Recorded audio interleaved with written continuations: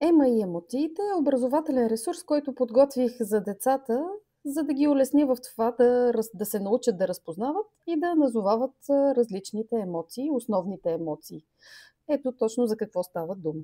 Комплектът се състои основно от две части, едно табло и карти, като картите са флаш карти и пиктограмни карти. Таблото може да се разпечата в размер А3 и А4. От А4 може да се изрежат флаш карти. Пиктограмните карти могат да се използват в комбинация с таблото, за да се правят множество упражнения.